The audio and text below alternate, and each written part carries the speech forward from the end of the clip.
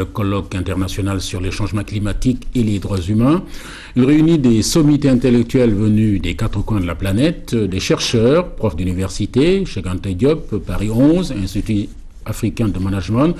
Ils ont fait de fortes recommandations et pris des engagements au terme de leur rencontre à Savannah.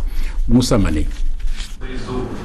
Malgré plusieurs rencontres tenues au niveau international sur la problématique de l'environnement, le monde reste exposé à un certain nombre de difficultés, telles que les tsunamis, les sécheresses, les inondations. Il est urgent donc de réfléchir sur des recommandations et solutions.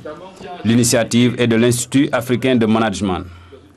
Fort de l'expertise qu'il a mise en place depuis 15 ans, a pensé qu'il était important de construire la réflexion, de mener la réflexion et d'apporter une contribution essentielle avec ses partenaires du monde entier pour voir évidemment comment sortir de ce cycle excessivement difficile qui est en train d'étrangler l'humanité tout entière.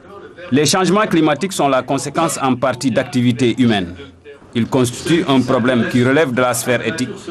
Face à cette situation, quelle est la lecture de la théologie ? Deux manières d'aborder les problèmes de l'environnement. Il y a la manière scientifique qui est tout à fait louable et remarquable.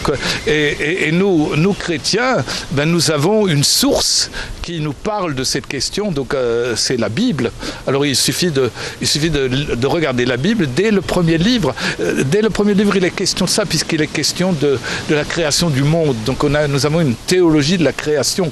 Et qu'est-ce qu'elle nous dit, cette théologie de la création ?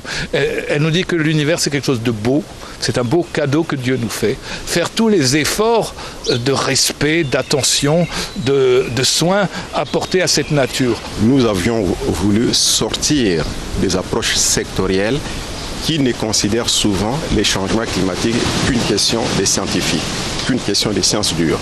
Voilà, donc cette fois-ci, nous avons pensé tout simplement qu'une approche globale allant de la théologie jusqu'aux sciences dures, en passant par les sciences sociales, serait peut-être l'une des voies les meilleures pour aborder cette question des changements climatiques.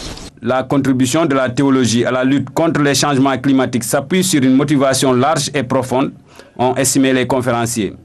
Ils affirment que l'humanité a tous les outils en main pour agir, mais seulement la volonté manque.